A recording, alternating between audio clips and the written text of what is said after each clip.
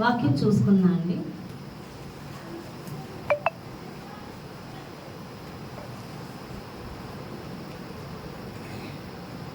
యెషయా 40:31.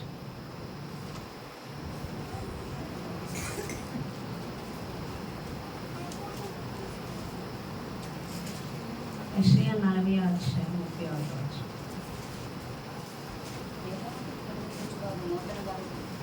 చదవండి. యెహోవా కొరకు ఎదురు చూచువారు నూతన బలం పొందుదురు. వారి పక్షిరాజు వలె రెక్కలు చాపి పైకి ఎగురుదురు. అలయక పరిగెత్తుదురు. సొమ్మసిల్లగా నడిచిపోవుదురు. చాలమ్మా, హల్లెలూయా. యెషయా 40:31 యెహోవా కొరకు ఎదురు చూచువారు నూతన బలం పొందుదురు. వారు పక్షిరాజు వలె రెక్కలు చాపి పైకి ఎగురుదురు. అలయక పరిగెత్తుదురు. సొమ్మసిల్లక నడిచిపోవుదురు. హల్లెలూయా. దేవుడు ఏమని చెప్తున్నాడంటే, ఎవరైతే యెహోవా వైపు చూస్తారో, యెహోవా చే కార్యం వైపు చూస్తారో వారు నూతన బలం పొందుకుంటారు. అంటే యెహోవా వైపు చూస్తారు అంటే అక్కడ ఖచ్చితంగా జాప్యం ఉంటుందనేగా అర్థం. అంటే లేట్ అవుతుంది. ఎదురు చూడడం అంటే ఏంటి అర్థం? ఎదురు చూస్తున్నాము, సమయానికి వచ్చేస్తే ఎదురు చూపు మనకు ఉండదుగా. ఎదురు చూస్తున్నాము అంటే అక్కడ లేట్ అవుతుంది. కానీ ఎవరి కోసమన్నా మనం ఎదురు చూస్తే లేట్ అయితే విసిగిపోతాం, అనే కదా. కోపం వస్తుంది, వేదన చెందుతాం, కలత చెందుతాం, అనేకమైన హావభావాలు మనలో కలుగుతాయి. భావావేశాలు, అవునా కదా, భావోద్రేకాలు. అయితే అలాగా మనం బలహీనులం అయిపోం, కానీ పక్షిరాజుల వల్లే రెక్కలు చాపి పైకి ఎగురుతామంట, అలసిపోక పరిగెత్తుతామంట, సొమ్మసిల్లక నడిచిపోతామంట.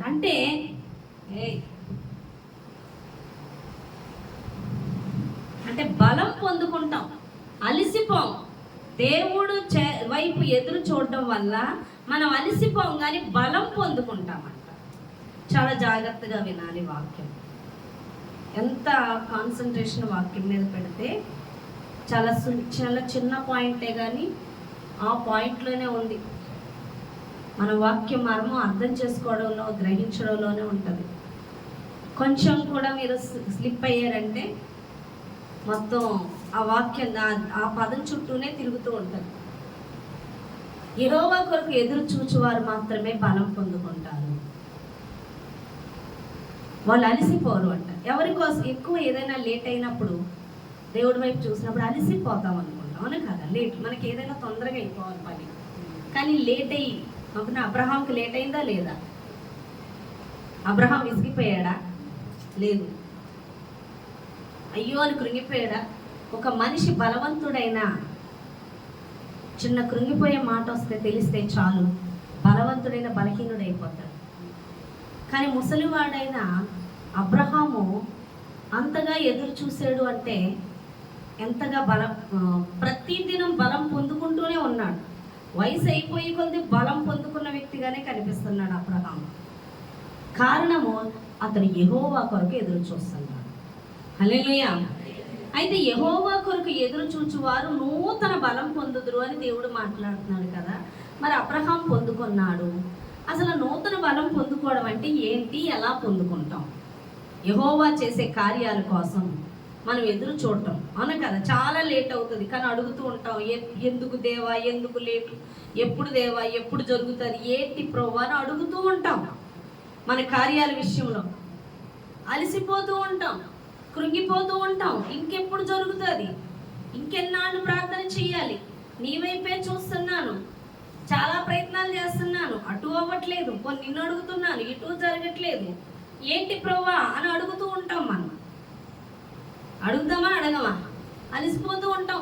మన సమస్యల విషయాలే, మన బాధల విషయాలే, మన ప్రాబ్లమ్స్ ఏదైతే దాని గురించి అడుగుతాం, అలసిపోతాం. కానీ ఇక్కడ ఏమని మాట్లాడుతున్నాడు? యెహోవా కొరకు ఎదురు చూచువారు నూతన బలం పొందుకుంటారంట, పక్షిరాజుల వలె పైకి ఎగురుతారంట, సొమ్మసిల్లిపోరంట, అలసిపోరంట. ఇంతటి బలం ఎలా వస్తుంది అంటే జాగ్రత్తగా వినండి. ఈ బలం ఎలా వస్తుంది అంటే ఎదురు చూపులో చాలా శక్తి దాగునుంది. యెహోవా వైపు చూచువారు చాలా శక్తితో నింపబడతారంట. ఎలా నింపబడతారు అంటే, ఎవరైతే చూడండి, ఎవరైతే ఏం చెయ్యాలని అనుకుంటున్నారో వాళ్ళు అది చేసుకుంటూ వెళ్ళిపోతే, నువ్వేం చెయ్యాలనుకుంటున్నావో అది చేసుకుంటూ వెళ్ళిపోతే బలహీనురాలు అంట.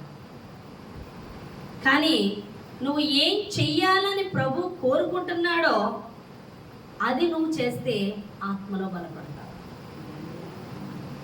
అర్థమైందా? ఇక్కడ ఈ పాయింట్ క్యాచ్ చేయండి.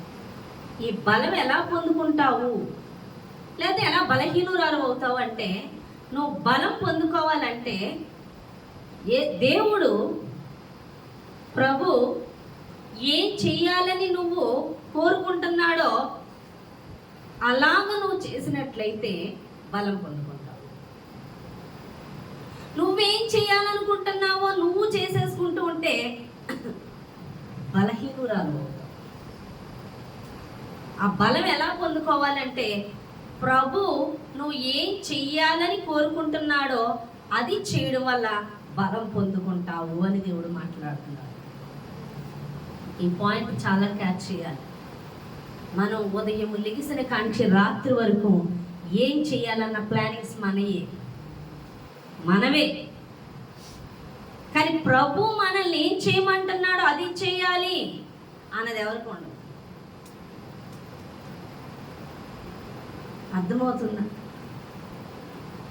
మరి నూతన బలం నీకు ఎందుకు వస్తుంది? నువ్వు ఆత్మలో అంత ఎలా బలపడతావు యెహోవా వైపు చూడటం వల్ల అంటే, నువ్వు బలహీనపడిపోతున్నావు. కారణము, నువ్వేం చెయ్యాలనుకుంటున్నావు అది చేస్తూ దాన్ని ఆశీర్వదించమని ఎదురు చూస్తున్నావు దేవుని. కానీ దేవుడు ఏం చేయమంటున్నాడో, ఏం చెయ్యాలని నువ్వు కోరుకుంటున్నాడో అది నువ్వు చేసినట్లయితే, ఆయన ఏం చెయ్యాలని నువ్వు కోరుకుంటున్నాడో అది చేసినట్లయితే నువ్వు ఆ బలం పొందుకుంటావు అని దేవుడు మాట్లాడుతున్నాడు. అర్థమైందా ఇక్కడ వరకు? హల్లెలూయా. అర్థమైందా? మోషే ఉన్నాడు. మీకు ఉదాహరణ చెప్తాను. మోషే 1వ అధ్యాయం 11 నుంచి 16 వచనాలు చదివితే మీరు ఇంటికి వెళ్ళి చదువుకోండి. మోషే ఇజ్రాయెల్ ప్రజలను ఫరో చేతి కింద బానిసలుగా ఉన్నారు. ఈ ఇజ్రాయెల్ జనాంగం మోషే జనాంగం. ఫరో ఎంత ఎదిగినప్పటికీ ఇజ్రాయెల్ జనాంగం ఎవరి జనాంగం? మోషే జనాంగం. మోషే కూడా ఇజ్రాయేలే కాబట్టి వాళ్ళందరినీ బానిసత్వం నుంచి విడిపించాలనుకుంటున్నాడు. ఏమనుకున్నాడు? బానిసత్వం నుంచి విడిపించాలనుకుంటున్నాడు, బానిసలుగా ఉండకూడదని. అయితే ఐగుప్తీయుడు ఫరో ఇజ్రాయేల్ ప్రజల్లో ఒక అతన్ని గొడవాడుతూ కొడుతూ ఉంటే అది చూసి తట్టుకోలేక మోషే వెళ్ళి వాడిని చంపేస్తాడు. ఈ విషయం ఫరోకు తెలిస్తే తను చంపేస్తాడని పారిపోతాడు. ఆ ప్లేస్ నుంచి పారిపోతాడు. పారిపోయి ఇత్రో అనే వ్యక్తి దగ్గరికి చేరి అతని కుమార్తె అయిన సిప్పోరాని పెళ్లి చేసుకున్న తర్వాత అతని గొర్రెలు మేపుతూ ఉండగా ఒక కొండ మీద మండుచున్న పొద కనపడుతుంది. పొద కాలుతుంది కానీ బూడిదైపోవట్లేదు. పొద అలాగే ఉంది కానీ మండుతుంది. ఇదేంటి చాలా విచిత్రంగా ఉంది అని చెప్పి దగ్గరికి వెళ్తే దేవుడు అక్కడ మాట్లాడతాడు. ఏమని అంటే, నువ్వు నిల్చున్న స్థలము దేవునిది, అంటే నువ్వు నిల్చున్న స్థలం పవిత్రమైనది కాబట్టి పరిశుద్ధమైనది, నువ్వు చెప్పులు విడిచిరా అని చెప్పి అతనితో మాట్లాడతాడు. ఏమని? ఇజ్రాయేలీలు ఫరో చేతి కింద బానిసలుగా ఉండి వాళ్ళు ఆ బానిసత్వాన్ని భరించలేక మొరపెట్టిన మొర నేను విన్నాను. నువ్వు వెళ్ళి ఆ ప్రజలను విడిపించి కనాను దేశానికి నడిపించాలి. అంతేకాదు ఇంకో ముఖ్యమైన మాట చెప్తాడు. నిర్గమకాండం 4వ అధ్యాయం 12 నుంచి 13 వచనాలు చూద్దాం. నిర్గమకాండం 4వ అధ్యాయం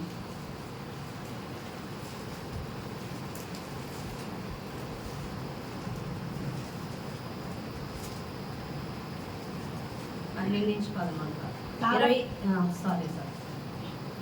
22 నుంచి 23 22-23. అప్పుడు నీవు ఫరోతో, ఇశ్రాయేలు నా కుమారుడు, నా వెయిట్ 12 నుంచి 13 చదవరా. కాబట్టి వెళ్ళుము, నేను నీ నోటికి తోడై ఉండి నీవు ఏమి వలసినది నీకు బోధించదునని అతనితో చెప్పాను. అందుకు అతడు, అయ్యో ప్రభువా, నీవు పంపుచున్నావే పంపు అనగా అప్పుడు ఆయన మోషే మీద కోపపడి, లేవీయుడగు నీ అన్నయ్య అయిన అహరోను లేడా? అతడు బాగా మాట్లాడగలడని నేను ఎరుగుదును. ఇదిగో అతడు నిన్ను ఎదుర్కొనుచున్నాడు. అతడు నిన్ను చూచి తన హృదయంలో సంతోషించును. నీవు అతనితో మాట్లాడి అతనికి నోటిగా మాటలు అందించవలనని నేను నీ నోటికి అతని నోటికి తోడై ఉండును. మీరు చేయవలసిన దాన్ని మీకు బోధించేతను.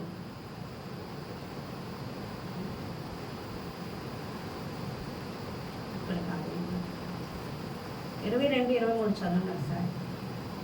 అప్పుడు నీవు ఫరోతో, ఇజ్రాయేలు నా కుమారుడు, నా జ్యేష్ఠ వెయిట్ సారీ 3వ అధ్యాయం 12, 13 వచనాలు. ఆయన నిశ్చయముగా నేను నీకు తోడయ్యుందును, నేను నిన్ను పంపించినకు ఇది నీకు సూచన. నీవు ఆ ప్రజలను ఐగుప్తులో నుండి తోడుకొని వచ్చిన తర్వాత మీరు ఈ పర్వతము మీద దేవుని సేవించదనెను. హల్లెలూయా. ఇజ్రాయేల్ ప్రజలను తోడుకొని వచ్చిన తర్వాత నువ్వేం చెయ్యాలి? నన్ను సేవించాలి. ఎందుకు తీసుకురమ్మంటున్నాడు వాళ్ళని? ఇజ్రాయేల్ ప్రజలను దేవుణ్ణి సేవించడానికి. 5వ అధ్యాయం 1వ వచనం చూడండి. తరువాత మోషే అహరోను వచ్చి ఫరోను చూచి, ఇజ్రాయేలు దేవుడైన యెహోవా అరణ్యములో నాకు ఉత్సవం చేయుటకు నా జనమును పోనిమ్మని ఆజ్ఞాపించుచున్నాడనిరి. హల్లెలూయా. ఇంతకీ దేవుడు ఇజ్రాయేల్ ప్రజలను కనాను దేశం నడిపిస్తున్నాడు. మరి ముఖ్యంగా వాళ్ళని ఎందుకు పంపించమని అక్కడ మెన్షన్ చేస్తున్నాడు? నన్ను ఆరాధించడానికి. ఎవరిని? దేవుడిని ఆరాధించడానికి. ఇక్కడ మీరు జాగ్రత్తగా వినండి. మోషే విడిపించాలనుకున్నప్పుడు తన యొక్క నిర్ణయం ఏంటో తెలుసా? కేవలము శరీరపరంగా ఆలోచించాడు. బానిసత్వం నుంచే విడిపించాలనుకున్నాడు. అర్థమైందా మీకు? తాను చెయ్యాలనుకున్నది ఏం చేశాడు మోషే? కేవలం ఇజ్రాయెల్ ప్రజలను బానిసత్వం నుంచే విడిపించాలనుకున్నాడు. కానీ దేవుడు ఏం కోరుకుంటున్నాడు? మోషే ద్వారా ఇజ్రాయెల్ ప్రజలను కనాను దేశం నడిపించడమే కాకుండా తను ఆరాధించు జనాంగంగా వారు ఉండాలని, ఆ విధంగా నడిపించాలని మోషే ద్వారా దేవుడు కోరుకుంటున్నాడు.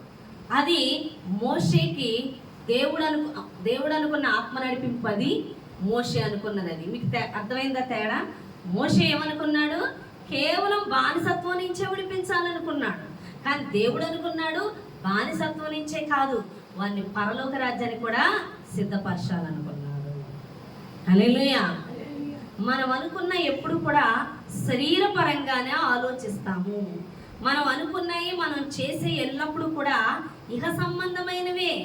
కానీ దేవుడు అనుకున్నది, నీ ద్వారా చెయ్యాలనుకున్నది ఇహపరంగా పరపరంగా కూడా చేపిస్తాడు. నువ్వు అనుకున్నది చేయడం ఇక్కడ వరకే, అది వ్యర్థమైంది. కానీ దేవుడు నీ ద్వారా చేయించాలనుకున్నది చేయనిస్తే అది ఇహపరంగా పరపరంగా కూడా సిద్ధపరిచేదిగా ఉంటుంది అని దేవుడు మాట్లాడుతున్నాడు. ఏమన్నా అర్థమైందా నేను చెప్పింది? హల్లెలూయా. నేనైతే ఏమని కోరుకునేదాన్ని అంటే, జాబ్ చేసేసి నా తల్లిదండ్రులు పోషించేయాలి, నా చెల్లెలికి పెళ్ళిళ్ళు చేసేయాలి, ఇక్కడ నా కుటుంబాన్ని పోషించేసుకోవాలి, అక్కడ పరిచర్యకి ఇచ్చేయాలి, మళ్ళీ సేవకి ఇచ్చేయాలి. అవునా కదా? సేవకి ఇచ్చేసి ఆ దీవెన పొందేసుకోవాలి, పరిచర్యకి ఇచ్చేయాలి. నెక్స్ట్ ఏమో మా తల్లిదండ్రులు చూసేసుకోవాలి, మా చెల్లెల్ని చూసేసుకోవాలి, నా భర్తని చూసేసుకోవాలి, అదే కుటుంబాన్ని చూసేసుకోవాలి. ఇన్ని ప్లానింగ్స్ వేసేసి తల్లి అది తీసేరు అట్లయితే తీసే.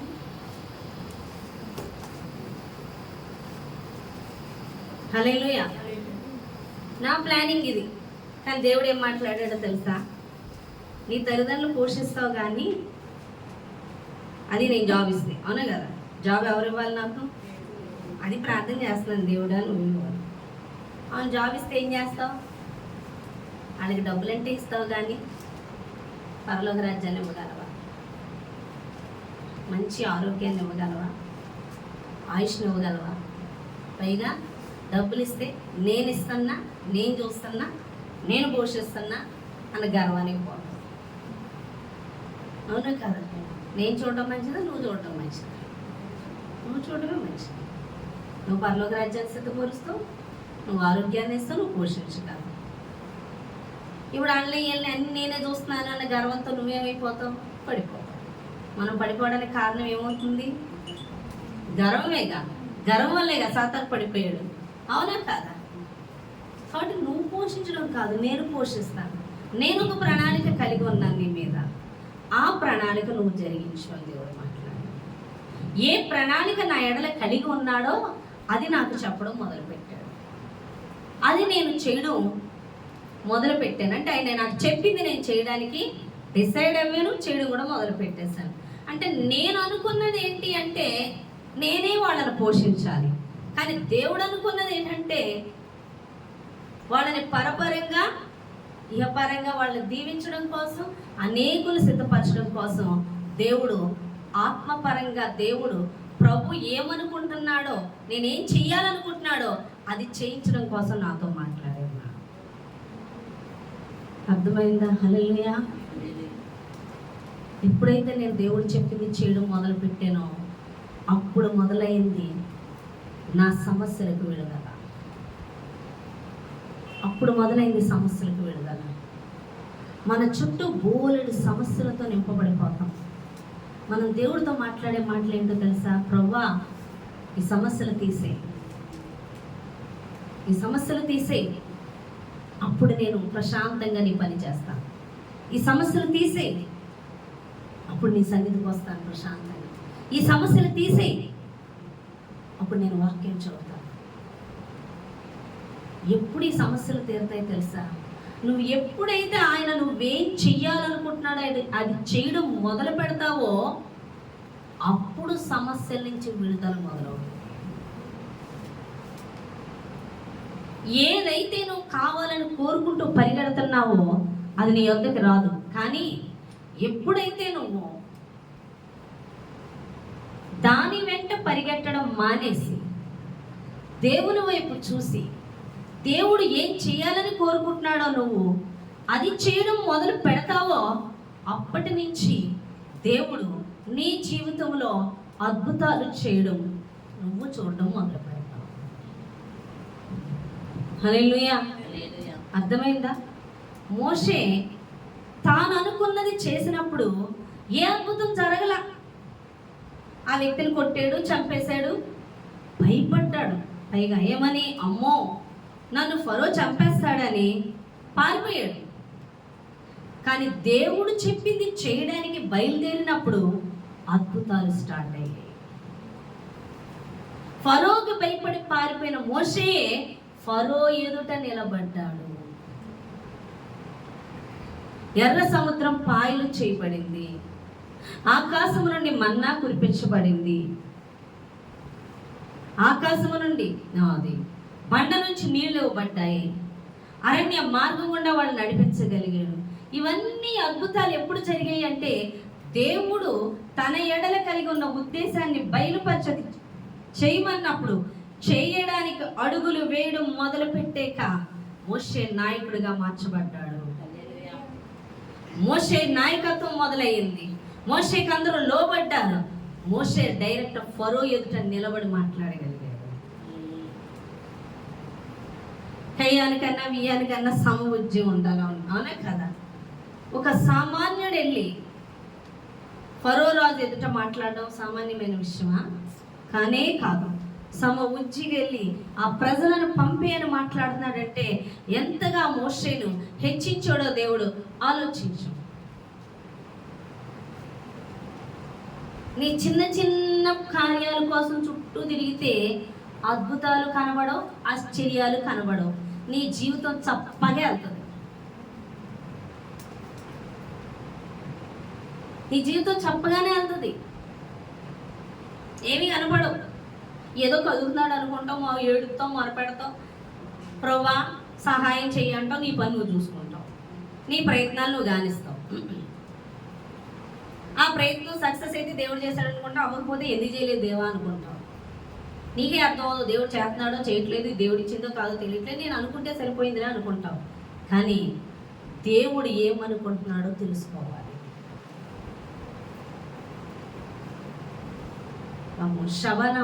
షబానా చక్కగా చక్కటి పరిచర్య చేస్తుందండి. షబానా మన అలేఖ్య చూసినట్లయితే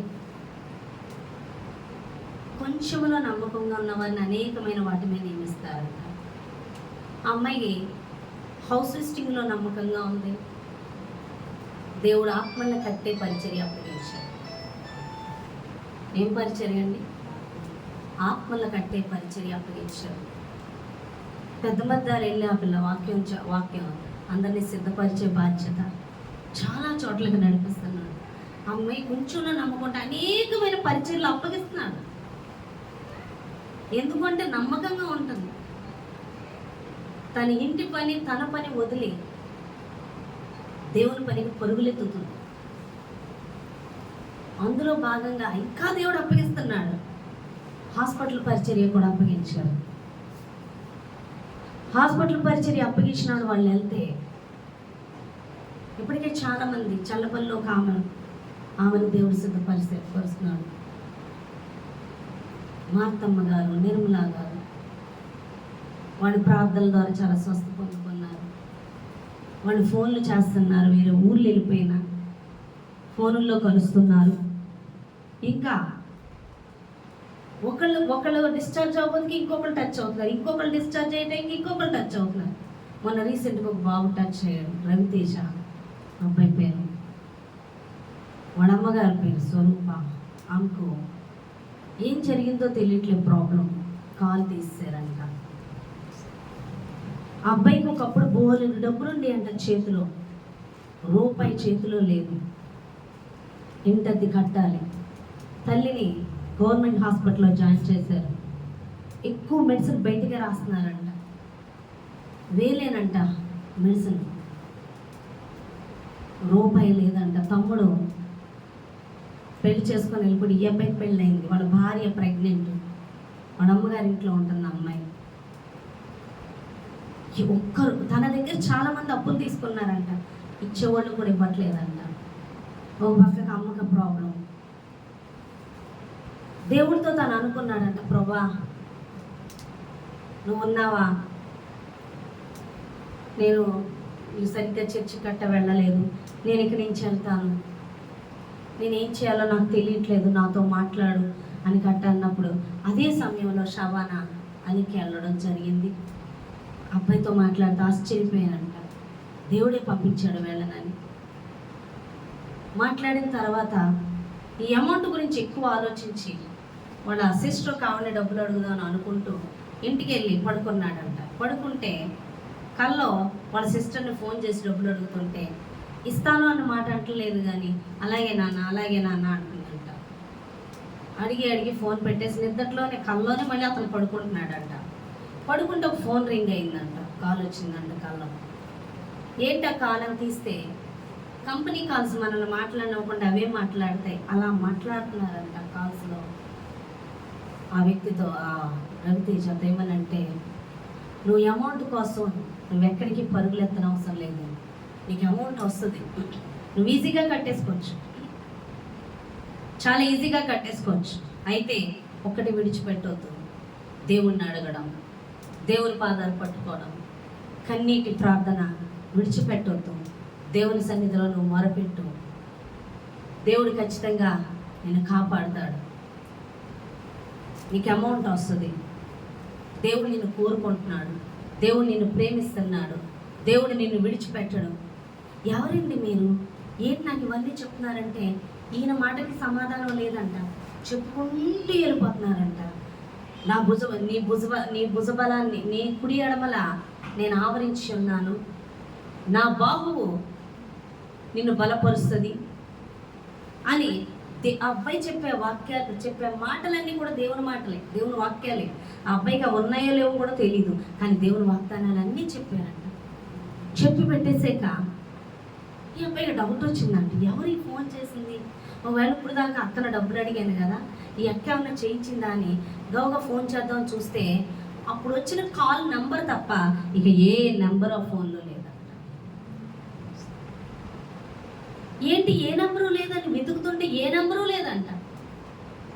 కొద్దిసేపటికి మళ్ళీ షబానా ఫోన్ చేసిందంట కల్లోనే.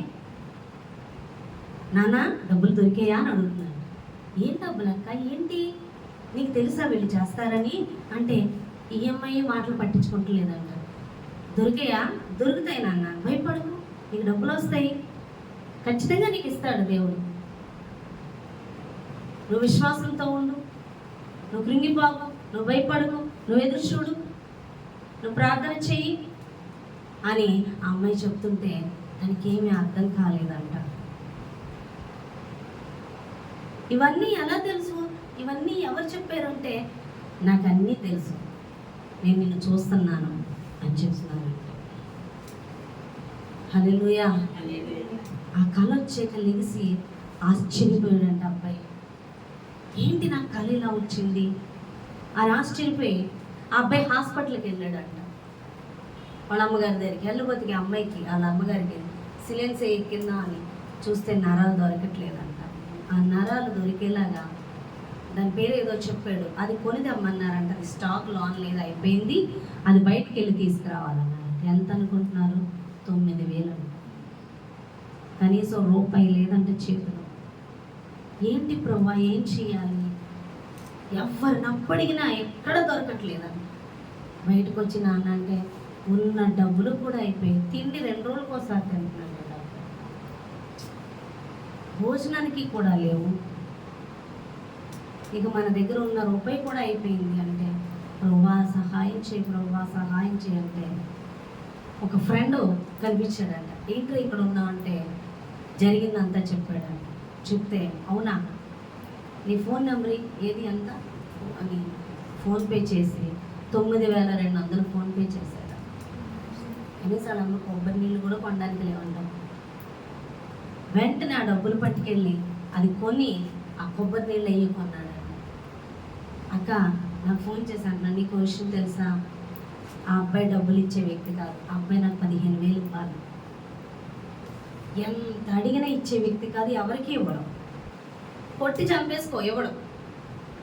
ఆ విషయం తెలిసి వదిలేసాను నేను. ఇంకా నాకు హాస్పిటల్లో కనిపించినా నేను అడగాలి అనుకోలే.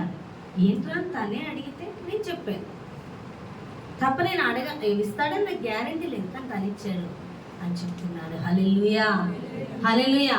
దేవుడు ఎవరి వైపు చూడమంటున్నాడు? దేవుని వైపు. దేవుడు ఏం చెయ్యాలనుకుంటున్నాడో తిను అది చేస్తే తిను ఆశీర్వదింపబడతాడని నువ్వు ఒకటి మాత్రం విడిచిపెట్టకు, కన్నీటి ప్రార్థన, నా వైపు చూడటం అని దేవుడు మాట్లాడు. ఆ అబ్బాయి మళ్ళీ నిన్న పొద్దున్న ఇంత చెప్పిన ఎవరో డబ్బులు ఇస్తానంటే వెళ్ళిపోయి ఉదయం నుంచి సాయంత్రం వరకు కూర్చోబెట్టారు. ఉదయం వెళ్ళిపోయాడంట, హాస్పిటల్కి వెళ్ళాను అమ్మని కూడా చూడకుండా. సాయంత్రం వరకు కూర్చోబెట్టి రేపు అమ్మని పంపేశాడు. ఇలాగే కూర్చొని ఉన్నాడు. నేను అన్నాను, ఎందుకు నువ్వు వెళ్ళి కూర్చో, దేవుడు ఏం చేయమన్నాడు? అక్కడ ఫోన్ కాల్స్ ఏమీ లేవంటే అర్థం ఏంటి? ప్రతి ద్వారం మూయబడుతుంది. తెరవబడిన ద్వారం ఏంటంటే దేవుడిదే. తాను చేయవలసిన పని ఏంటంటే దేవుని వైపు చూసి ఆయనకు మొర పెట్టమని అక్కడ దేవుడు చెప్తున్నాడు. దేవుడు రవితేజ విషయంలో దేవుడు రవితేజ చెయ్యాలనుకుంటున్నది ఏంటంటే ఎవరిని అడగడం కాదు, ఆయన్ని అడగాలి, ఆయన సన్నిధిలో మొరపెట్టాలి, ఆయన సన్నిధిలో కన్నీరు కార్చాలి అన్నది దేవుడు కోరుకుంటున్నాడు. అది చేస్తే డోర్స్ ఓపెన్ అవుతాయి. అది చేయడం మానేసి తను అనుకున్నది చేస్తుంటే డోర్స్ మూయబడుతున్నాయి. మీకు అర్థమైందా? హల్లెలూయా. ఈరోజు మనం చేసేది కూడా అదే. చాలా మంది ప్రార్థన చేయమంటే మోకరించి అది చేయి ప్రభా, ఇది చేయి ప్రభా, వాళ్ళు రక్షించు ప్రభా, వీళ్ళు రక్షించు ప్రభా అంతే. ఫస్ట్ నువ్వు చేయవలసింది, నేనేం చేయాలని నువ్వు కోరుకుంటున్నావో అది నాకు బయలుపరచు, ఆ ప్రత్యక్షత నాకు ఇవ్వు అని అడగాలి. ఏదన్నా ఎప్పుడైనా ప్రార్థన చేస్తావా? అది పరిశుద్ధాత్మ దేవుడు గ్రహింపిస్తాడు. నేను వాక్యం వింటున్నప్పుడు జాయిస్ మేరీ గారి వాక్యం, ఆవిడ అదే చెప్పింది, ప్రభా ఈ దినాన నా ఇష్టము కాదు, అసలు నీ ఇష్టమే చేయాలి, నీ చిత్తమే చేయాలి. ప్రతి దినం నువ్వు నీ ఇష్టం చేసుకోవడానికి కాదు, నువ్వు చేయాలనుకున్నది కాదు, నువ్వు ఏం చేయాలని దేవుడు కోరుకుంటున్నాడో అది నువ్వు తెలుసుకోగలగాలి. అది వినగలిగే చెవులు నీకు. నువ్వు వచ్చేసి నువ్వు భక్తి చేసేసుకొని నువ్వు వెళ్ళిపోతే ఇరుకు మార్గాన్ని ప్రవేశించేవారు కొద్దిమందే. విశాల మార్గాన్ని చాలా మంది ప్రవేశిస్తారు. పిలువబడిన వారు అనేకులు, ఏర్పరచబడిన వారు కొద్దిమంది. అర్థమవుతుందా? ప్రవ్వా ప్రవ్వా అనేవాళ్ళు పరలోక రాజ్యం వెళ్ళరు. పరలోకమందున్న నా తండ్రి చిత్తము చేయువాడే అంటున్నాడు. అంటే ఏంటి? పరలోకమందున్న తండ్రి నీ ఎడల ఏం చెయ్యాలని నువ్వు ఆయన కోరుకుంటున్నాడో అది చేసినప్పుడే వెళ్తావంటే నువ్వు పరలోక రాజ్యం, లేదా వెళ్ళవు. చాలా మంది చాలా వ్యర్థంగా లైఫ్ గడుపుతున్నారు. అవునా కాదా?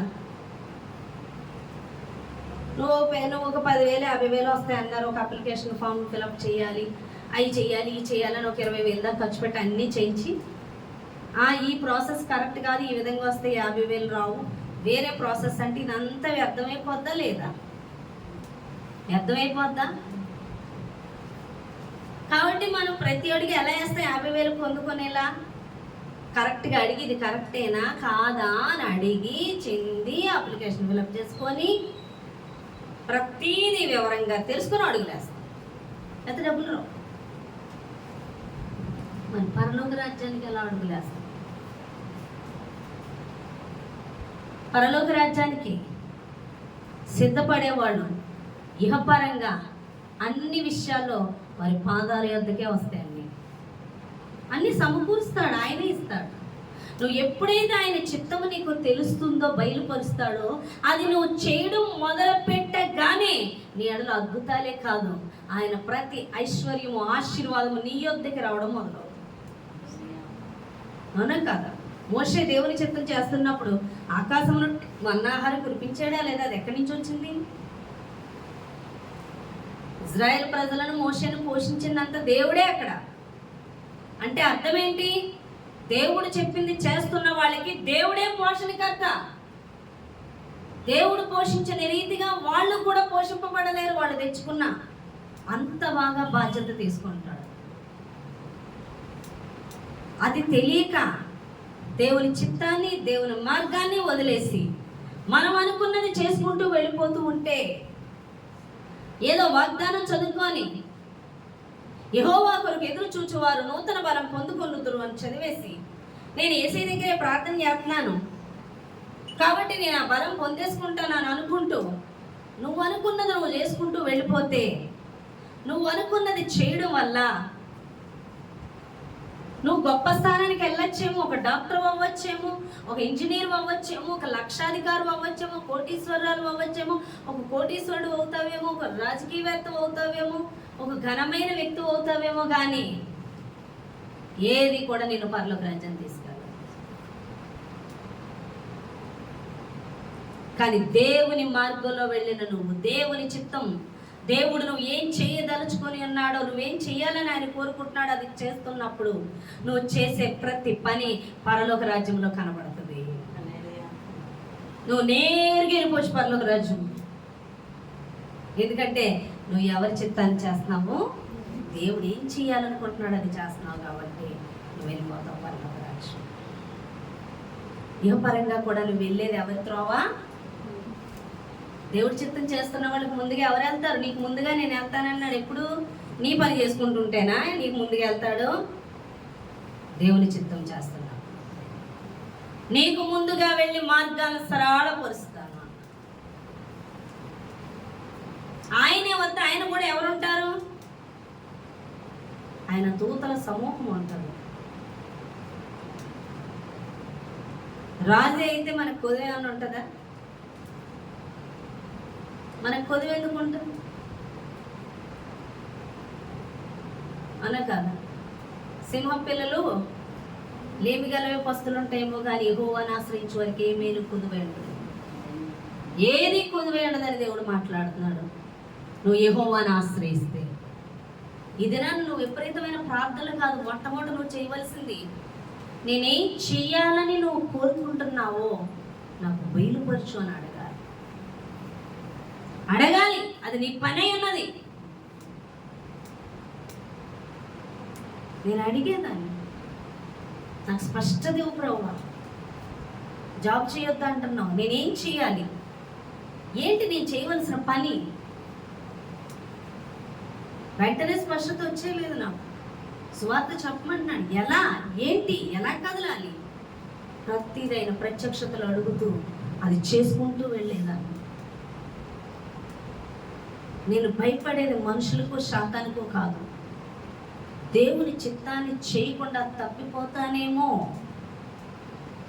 ఆ స్పష్టత నాకు కావాలని మొదట్లో భయాన్ని ఎక్కువ కలిగి ఉండేది. హల్లెలూయా. కానీ దేవుడు అంటున్నాడు, దేవుడు ఏం చేయాలనుకుంటున్నాడో దావీదు అది చేసేవాడండి. అందుకే దావీదుని దేవుడు అంటున్నాడు, నా హృదయానుసారుడు అంటున్నాడు. నా హృదయాన్ని అనుసరించి నడుచుకున్నాడు దావీదు. నేనేం చేయాలనుకుంటున్నానో అది చేసేవాడు దావీదు. దాన్ని బట్టి దేవుడు సంతోషిస్తాడు. ఈరోజు మనల్ని బట్టి దేవుడు సంతోషిస్తున్నాడా? దేవుడు దుఃఖపరచొద్దు అంటున్నాడు. పరిశుద్ధాత్మ దేవుడు దుఃఖపరచు,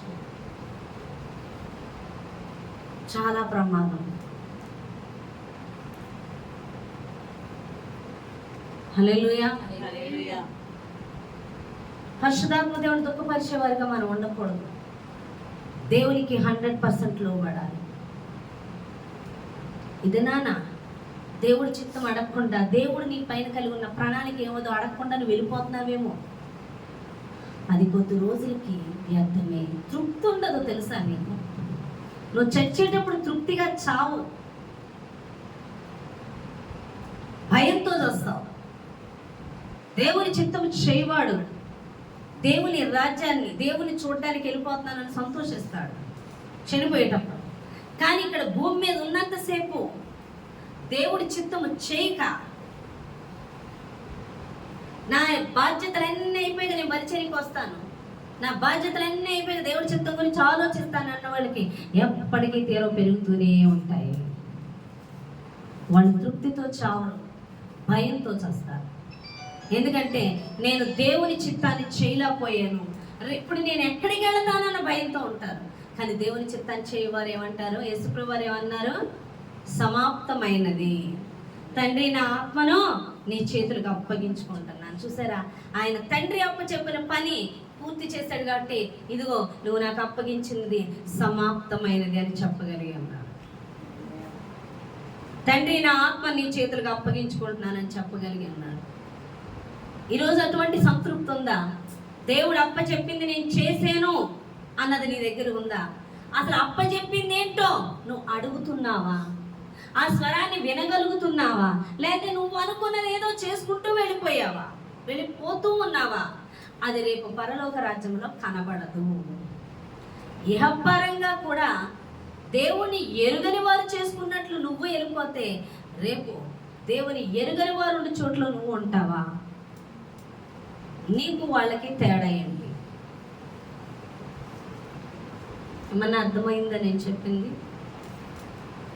దేవుడు మాట్లాడుతున్నది అర్థమవుతుందా? హల్లెలూయా. కానీ ప్రతి ఒక్కరి బాధ్యత పరలోక రాజ్యం వెళ్ళాలా? నువ్వు ఏ దేశంలో వెళ్తున్నావు? నువ్వు వెళ్ళే దేశం దేవుని చిత్తమేనా? కాకపోతే అది వ్యర్థమైపోతుంది సుమా నీకు.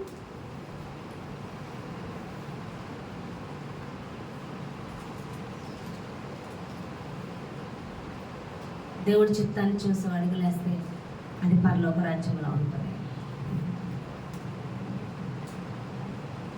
వాళ్ళు ఎలా ఉంటారంట, అబ్రహాము దేవుడి చిత్తాన్ని ఎరిగి బయలుదేరాడు కాబట్టి 100 ఏళ్ళు వచ్చినా ఎలా ఉన్నాడు?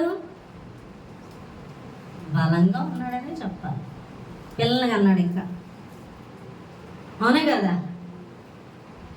ఎప్పుడైతే మనం దేవుని చిత్తాన్ని చేస్తుంటామో దేవుడు మనతో కదులుతూ చేస్తున్న అద్భుతాలు, ఆయన శక్తిని, ఆయన మహిమను అనుభవిస్తున్నప్పుడు మనం అంతకంతకు బలపడతాం.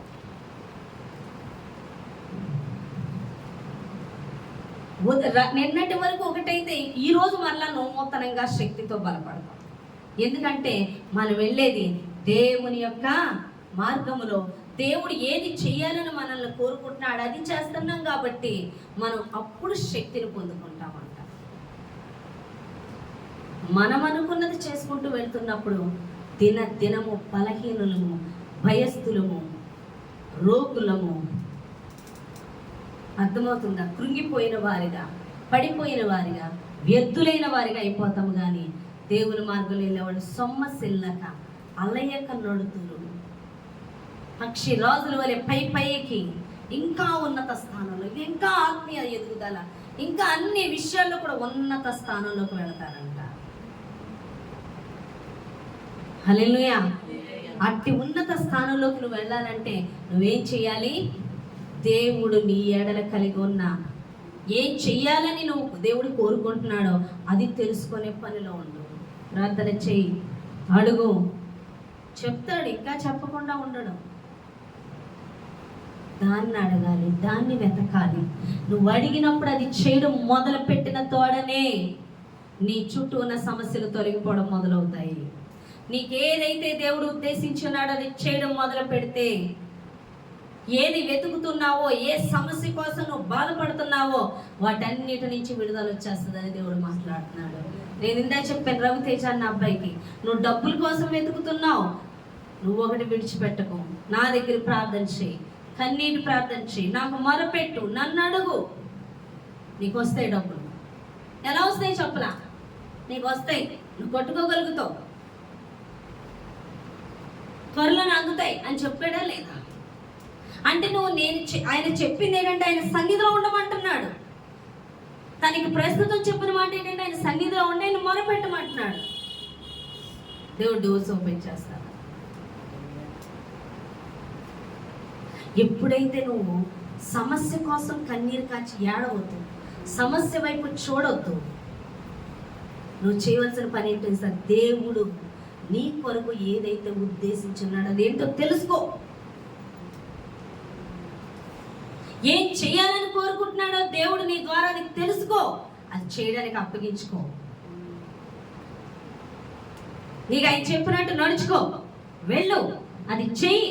అది చేయడం మొదలు పెట్టగానే నీ చుట్టూ సమస్యలను కలుగ చేస్తున్న దుష్టుడు ఖచ్చితంగా ఓడిపోతాడు. ఎందుకంటే నువ్వు ఇక్కడ దేవునికి లోబడుతున్నావు.